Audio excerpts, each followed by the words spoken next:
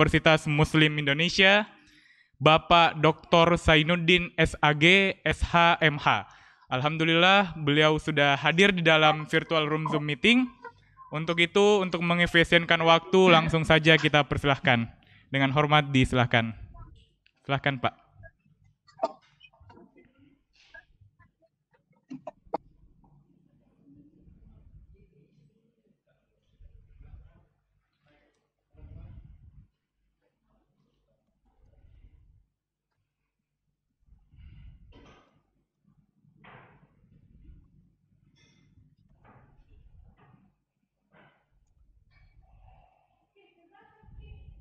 Halo, Assalamualaikum.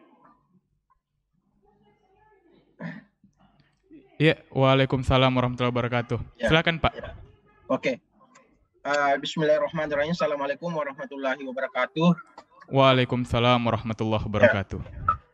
Terima kasih Ananda host yang gagah, ya, yang siang hari ini tentu mencerahkan, ya, Ananda semua yang hadir, ya. Sebenarnya biar saya tidak tampil, yang penting hostnya sudah kelihatan, itu sudah fresh gitu ya. Syukur alhamdulillah kita panjatkan kehadirat Allah Subhanahu wa taala karena pada hari ini ya yang kita bertemu kesekian kalinya sebenarnya ya sejak pencerahan pesantren virtual ya. Salawat dan salam kepada Nabiullah Muhammad SAW. Mudah-mudahan kita semua termasuk golongan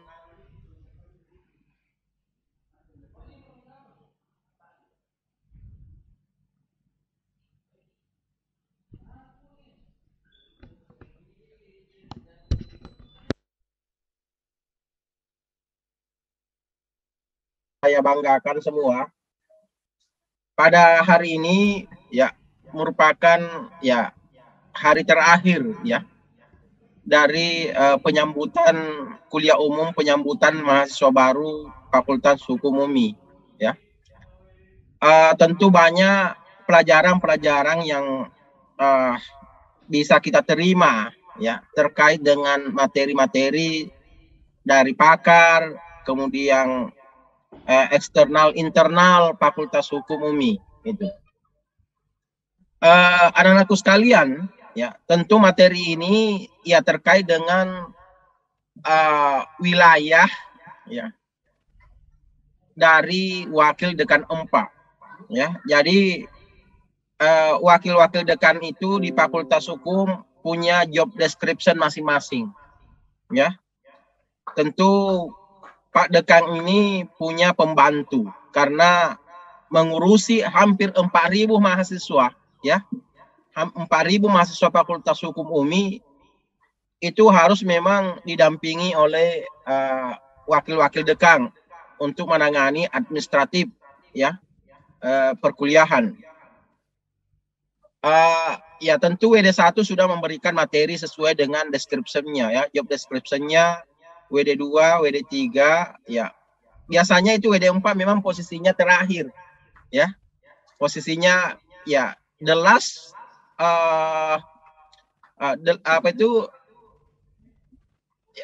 terakhir ya.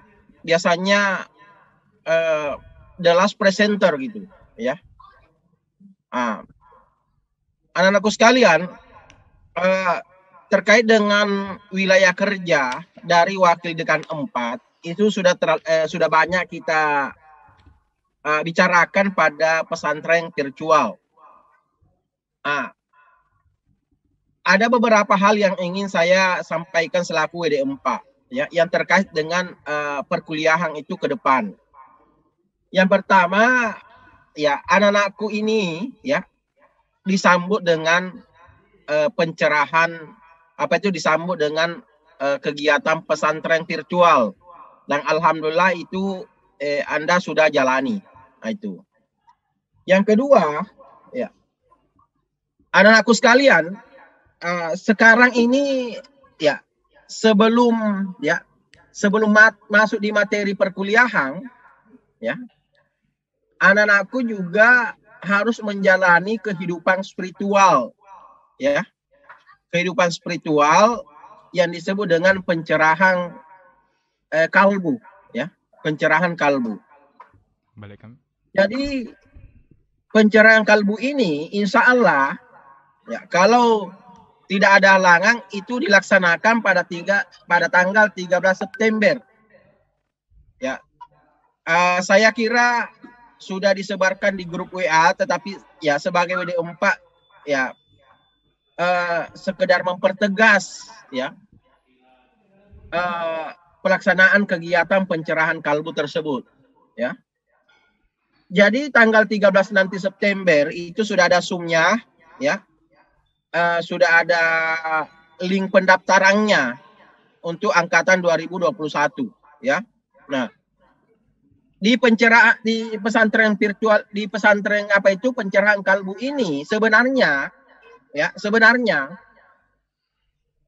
seandainya tidak terjadi pandemi ya, maka itu dilaksanakan di Padang Lampe ya. Itu Padang Lampe itu sebenarnya hawanya sejuk karena di bawah kaki gunung di Pangkep ya. Sejuk, kemudian artinya banyak lebih nuansa nuansa rekreatif sebenarnya, karena kita digiring ke wilayah yang jauh dari kebisingan kota, kemudian berkontemplasi ya di bawah gunung di Pangkep itu. Kemudian memang asik untuk kegiatan-kegiatan ibadah ya, kegiatan-kegiatan ibadah. Nah, kegiatan pesantren pencerahan kalbu ini ya, itu muatannya 6 SKS ya, 6 kredit sistem kredit semester 6. Jadi ya alangkah ruginya anak-anakku kalau misalnya pendidikan pesantren pendidikan pencerahan kalbu ini tidak dilaksanakan dengan baik ya, tanpa alasan yang jelas ya, misalnya tidak ada alasan hukum yang membenarkan bahwa Anda tidak melaksanakan pencerahan kalbu karena 6 SKS-nya. Bayangkan kalau 6 SKS itu ya misalnya Anda tidak lulus ya, itu setara dengan skripsi ya, setara dengan skripsi. Nah, itu langsung anjlok ya, anjlok nilainya kalau tidak lulus pencerahan kalbu. Dan itu wajib hukumnya. Artinya apa? Kalau tidak lulus pencerahan kalbu, Anda harus ikuti sampai lulus ya. Sampai lulus. Karena pencerahan kalbu ini merupakan mata kuliah wajib. Mata kuliah wajib, ciri khas keunian kita ya. Ciri khas keunian kita. Sebelum terlalu banyak saya jawab, ini waktunya Ananda host sampai jam berapa berapa menit saya dikasih waktu? Iya, mohon izin Pak, kurang lebih 30 menit. Ya, setengah jam ya. Nanti ada sesi tanya jawab tidak? Iya, betul ada Pak. Oke, ya. Iya. Berarti saya harus ringkat, jelas dan padat gitu ya. Iya. Iya. Tidak usah saya diperhatikan, cukup perhatikan hostnya saja supaya segar siang ini ya. Jadi saya ulangi, ya. Pencerahan kalbu itu merupakan mata kuliah wajib. Dulunya ya, seperti yang dialami oleh senior Anda yang host itu tidak masuk di tidak masuk di kurikulum ya, tidak masuk di kurikulum. Akan tetapi setelah ada kebijakan-kebijakan baru, maka pencerahan kalbu ini masuk di kurikulum dan ada 6 SKS ya, ada 6 SKS kurikulumnya. Nah, itu tahapan yang pertama yang Anda lakukan ya. Yang kedua ya, ada kebijakan-kebijakan kita ya yang terkait dengan mahasiswa UMI secara keseluruhan dan mahasiswa Fakultas Hukum ya. Misalnya begini, kita diwajibkan, anak-anakku diwajibkan itu ya tentunya untuk kebaikan Anda ya. Untuk kebaikan Anda itu ketika mau berangkat KKPH ya, kuliah kerja profesi hukum ya. Kuliah kerja profesi hukum ada beberapa surah ya yang harus dihafal, karena ini jangan sampai nanti anak-anakku sekalian kalau KKPH-nya itu misalnya di instansi ya, kemudian anak-anakku sekalian disuruh jadi imam karena alumni UMI ya, karena alumni UMI itu banyak kejadian ya. Ya, paling tidak itu yang pertama untuk persiapan KKPH itu beberapa surah yang harus dibaca. Itu misalnya bacaan salat ya, bacaan salat. Saya kira anak-anakku sekalian ini kalau bacaan salat luar biasa, karena ini kalau saya lihat wajah-wajahnya ini wajah-wajah ustaz dan ustazah ya. Wajah-wajah ustaz dan wajah-wajah ustazah. Nah, ini ya. Ini calon penghuni surga semua ini ya. Nah, itu. Itu ya. Kemudian ada beberapa surat tambahan ya. Ada beberapa surat tambahan yang harus dihafal. Makanya anak-anakku sekalian ya sekarang ini ya hafal-hafal lah. Misalnya surah Al-Fatihah. Kalau surah Al-Fatihah itu juga ya sudah di luar kepala juga kalau surah Al-Fatihah sampai surah Al-Humasa misalnya ya, surah Al-Humasa, karena di pencerahan kalbu juga itu diajarkan seperti itu. Jadi kalau kita anak-anakku sekalian mau KKPH itu hanya sekedar pengulangan hafalan-hafalan yang diajarkan di pencerahan kalbu ya, pencerahan kalbu. Nah, itu. Nah, jangan selalu ada mahasiswa punya demotivasi. Maksudnya demotivasi, Pak. Saya tidak bisa, Pak. Saya tidak bisa menghafal. Ya, saya tidak bisa menghafal. Itu namanya demotivasi. Ya. Artinya apa? Kalau pikiran itu sudah muncul di kepala kita, demotivasi itu, maka yakin kita tidak bisa. Kenapa? Ya, ada hormon di dalam otak kita sehingga kita tidak mampu melakukan itu ketika otak kita berpikir bahwa saya tidak bisa. Ya. Seharusnya kita berpikir bahwa saya bisa. Nah, sama ya, ada beberapa senior Anda mengatakan saya tidak bisa, Pak. Saya bilang apa istilah, hafal dulu. Akhirnya bisa. Nah, itu tadi karena pengaruh sugesti demotivasi ini sebenarnya, ya. Kemudian bagaimana dengan mahasiswa non muslim? Saya tanya dulu. Mohon maaf, karena di Fakultas Hukum itu juga namanya university, ya, itu juga menerima mahasiswa non Muslim, ya. Beberapa mahasiswa yang saya temui, yang saya ajar itu ada yang non Muslim, ya. Di Fakultas Kedokteran bahkan ada Hindu, ya. Di Fakultas apa itu? Nah, saya tanya ini di antara anak-anakku sekalian, ada enggak yang non Muslim di sini? Ada? Ya. Tidak ada ya?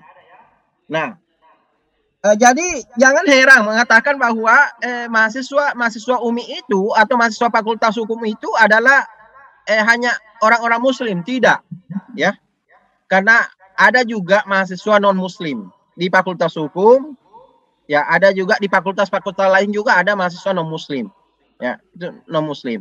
Nah, bagaimana kalau seperti itu? Itu diberi kebijakan tersendiri, ya, diberi keterbatasan. Bahkan ada dulu mahasiswa itu juga pergi pada Lampe, ya, pergi pesantren pencerahan kalbu di Padang Lampe. Tetapi untuk kegiatan-kegiatan keagamaannya itu tidak ikut, misalnya salatnya, zikirnya. Tetapi untuk menambah pengetahuan juga dia ikut, ya, menerima ceramah-ceramah. Nah, itu. Kemudian tadi di ujian proposal juga ada beberapa ayat yang beberapa surah yang menjadi kewajiban, ya. Kemudian juga nanti lanjut di ujian skripsi. Jadi intinya di sini bahwa di UMI itu, ya, di fakultas manapun diamanahkan seperti itu karena itu merupakan kebijakan institusional, ya. Makanya di pesantren virtual ya, saya jelaskan yang lalu bahwa Umi ini ya, mengajak kita selain di dunia hasanah wafil akhirat juga hasanah ya. Bagaimana kita ini bahagia di dunia dengan menempuh pendidikan, tetapi dimensi spiritual juga tidak diabaikan. Nah, itulah keunggulannya Umi ya. Itulah keunggulannya Umi, itulah keunggulannya Fakultas Hukum. Dan semua fakultas itu diwajibkan seperti itu, bukan cuma Fakultas Hukum saja ya. Bukan cuma Fakultas Hukum saja yang diberikan Jadi anak-anakku sekalian, tapi tidak usah mengatakan wah kalau begitu saya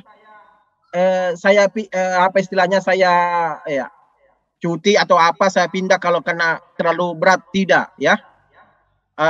Insya Allah kalau kita punya semangat ya dan berdoa ya, insya Allah kita bisa apalagi kalau memang ada anak-anakku di sini yang punya keterampilan khusus, hafal sudah hafal sekian juz misalnya. Saya tanya, ada yang di sini yang sudah hafal sekian juz Al-Quran?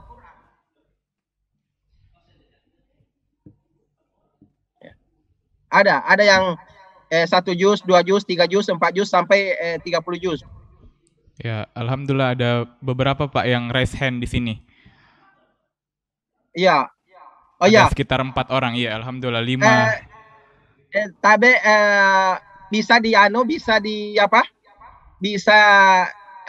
karena saya tidak punya ini, saya mohon maaf, saya lagi isomang ini ya. Yeah. Maksud saya ya raise hand-nya ini di data ya, saya mau data ini supaya menjadi mahasiswa binaan WD4 gitu ya.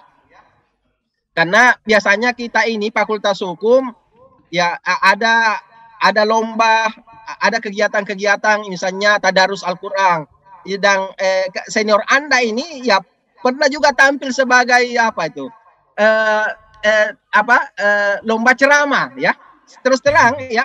Nah, saya tidak tahu juara berapa ya, karena saya bukan tim penilai ya. Nah, artinya itu bakat-bakat itu harus kita gali, potensi-potensi itu harus digali. Tolong Pak Hasim atau Pak Sulfikar itu di data itu yang resheng itu supaya saya mau komunikasi tersendiri nanti ya. Saya nanti minta datanya. Nah itu. Karena ada juga kita ini ada juga musabakat tilawatil Quran itu tingkat nanti kita canangkan tingkat fakultas, kemudian tingkat universitas, bahkan itu sampai tingkat nasional, musabakat tilawatil Quran tingkat nasional untuk antar mahasiswa ya.